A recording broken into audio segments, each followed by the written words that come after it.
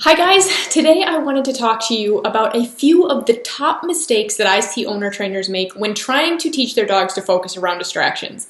Now, teaching your dog to focus around distractions is a huge piece of training your own service dog, and it is one of the things that I probably get the most questions about and see the most owner trainers struggle with. Now, the mistakes that I'm going to share with you today are mistakes that I have seen kind of novice trainers across the board make. I have seen pet owners make this mistake when I was working with pet dogs for years and years. I've seen owner trainers make this mistake, to those who come to me in person, as well as my online students. I have seen make these mistakes and have these challenges. So today what I'm wanting to do is to share with you a few of the top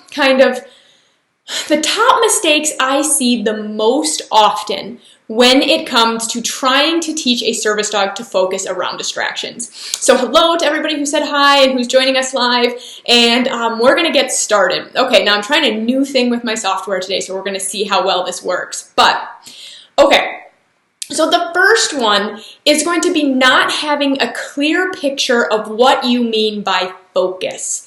Okay, so this comes back to me always trying to operationalize things and trying to define things. And when we're training our dogs, it's really important that when we use a word like focus, we're all on the same page and we understand what that means.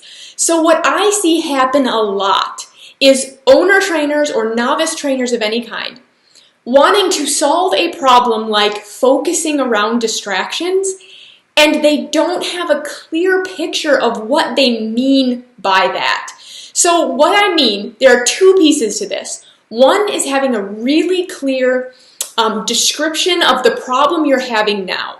So I can't help you build focus if I don't understand what the current problem is. I want a clear description of what behaviors you see that make you believe your dog is not focused. I want to know exactly what things he finds distracting. So a list here, my Academy members are going to know that I'm always telling you to go back to your distractions list, because you really need to have a list written down of all the things that your dog finds distracting, and those kind of rated on a scale. So we have like low level, medium level, and high level distractions. But if you don't have a really clear picture of what your dog finds distracting and what you mean by focus, it's really hard to get there. So it's like I'm always telling people, it's really hard to find directions on a map when you don't know where you are now and you don't know where you're going. So when it comes to focus, I see a lot of different sort of definitions there. But what I like to see from a service dog, when I say the dog focuses around distractions, is that on a cue, the dog will actually look at me and ignore everything else, like give me eye contact and ignore everything else going around him. Or if he's watching the things going on around him, that's fine, but I want him to respond to known cues. Now, known cues can send us down a really big rabbit hole because it's really important to, our dogs need proofing. So a huge part of training for focus around distractions is understanding the word proofing and how to proof behaviors. And we're going to be doing a whole bunch of focus stuff. We've got a new focus workshop coming out here in a couple weeks. So everybody write that down and be excited. We've got a big, a free focus building workshop coming up that I think is going to be really great. But part of building focus is understanding proofing. And now I'm kind of getting ahead of myself because today we're sticking to mistakes. So today, one of the big mistakes I see people make is this not having a clear picture of what you mean by focus. So what I want you to actually do is write down all of the things that your dog finds distracting, how distracting he finds those, the body language that leads you to believe he is distracted, as well as a very clear picture of what you mean when you tell me, Kate, I want my dog to focus around distractions. I want a very clear description of what that means. Because what I find is that a lot of us are shooting at a target we can't see. We don't know what focus looks like. We don't know what our end goal is. We're just shooting and we're hoping we're going to hit something we like. So that's the first mistake I see people make, is really not having a clear definition or a clear idea of what focus is or what they mean by focus. Okay, so then the next one we have is trying to train a dog who isn't paying attention. So this is very similar to what we were just talking about, where we've got to have a clear idea of what we mean by focus. But one of the things I see happen really, really often is us trying to train a dog who's not even paying attention. So we want the dog to sit, or we want the dog to heel, which, a hint for you, a lot of times what I see owner trainers mean by I want my dog to focus around distractions, they really just mean they want their dog to heel around distractions. And those are actually two separate things. But what we have here is trying to train a dog who isn't paying attention. If your dog is constantly looking over there and looking over there and looking over there, and he's not paying attention to you, you can't teach anything. You cannot train a dog who is not paying attention. And so that's really going to be your first step here, is when we're working around distractions of any kind, we really have to understand if you can't get your dog's attention, that's going to be the first step. And that goes right along with our tip about nagging. Is the mistake I see is people nagging their dogs. And this can happen a lot. So what I see people doing is, Leo's the puppy I'm training. I don't, excuse me, I'm trying to think of the word. I don't nag Leo. But Leo would be, nagging would be Leo. Leo, look at me. Leo, sit. Leo, leave it. Leo, hello, look over here. I've got a cookie. Leo, I've got a cookie. Leo, come. Leo, sit. Okay, that's nagging. Or begging. If you want to label it a little differently, we could say that's me begging for Leo's attention. Begging our dogs for their attention and nagging them to give it, I see this mistake all the time. And when people come to me in person, it starts like this. Leo, come. Leo, I've got a treat. Leo, look at me. Leo, sit. Leave it. Leo. And we're saying their names over again. Usually there's moving going on. We're like trying to get our dog's attention and we're moving. And really, I promise you that the less you talk, the more your dog will listen. If you're having to nag your dog to get his attention, we're not having a lot of real productive training going on, right? So that's one of those other big mistakes I see. So I see people nagging their dogs. And then we also have, hopefully that right one's going to come up. There we go.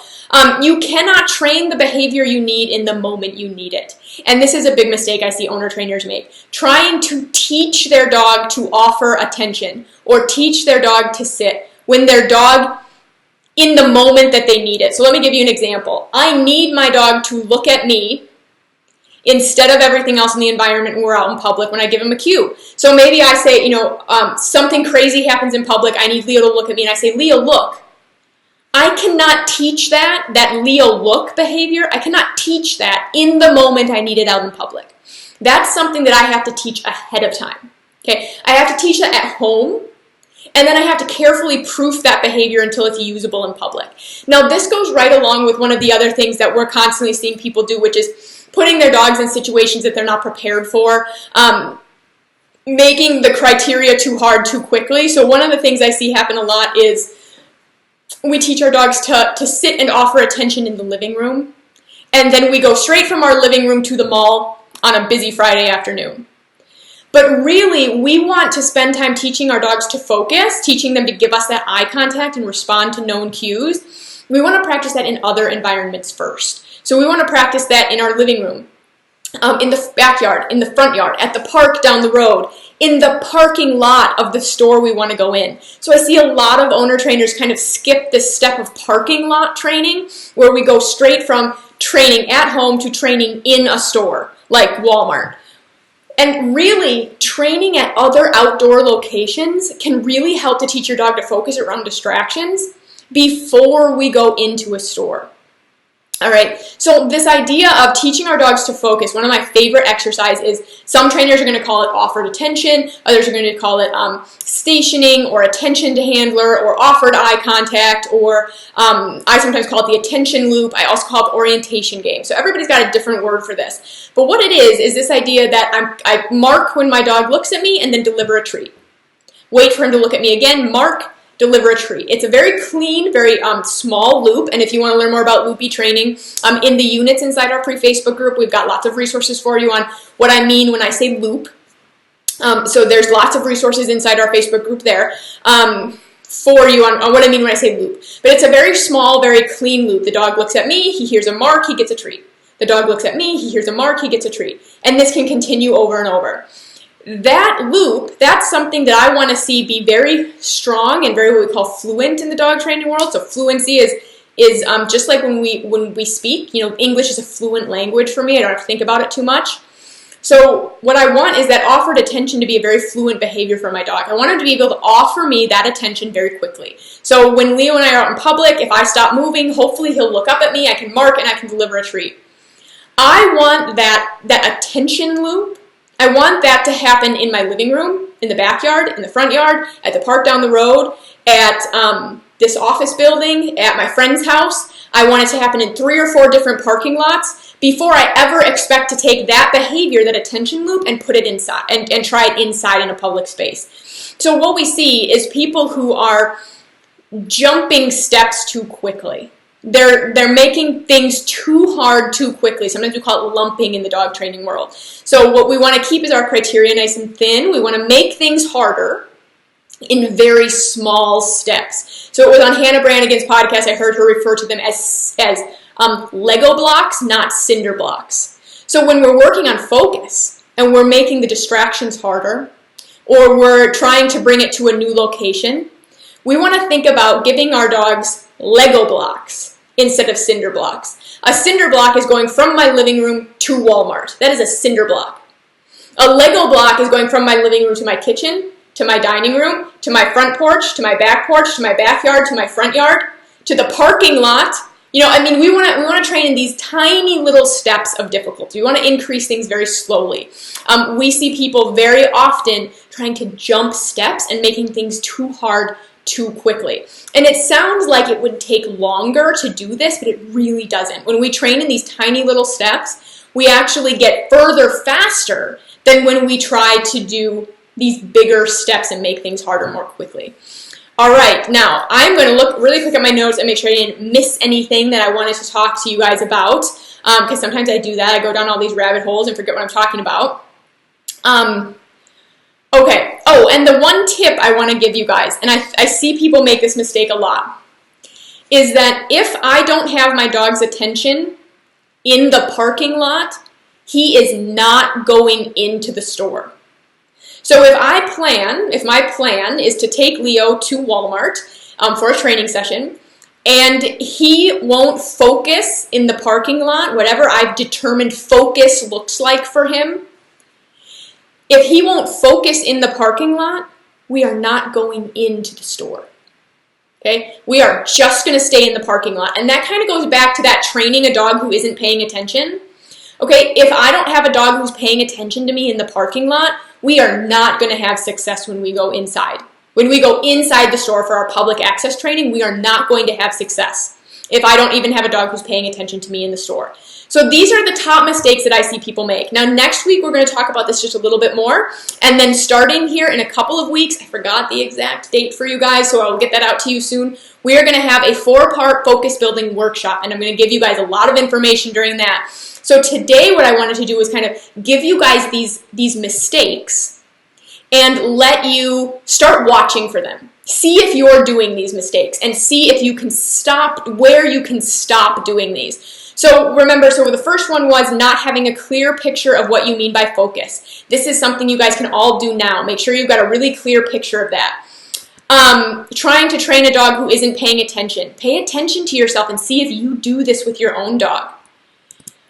You can't train the behavior you need in the moment you need it. So if you find you're out in public and you're trying to get your dog to do a behavior he doesn't even know yet, then you're falling into this trap.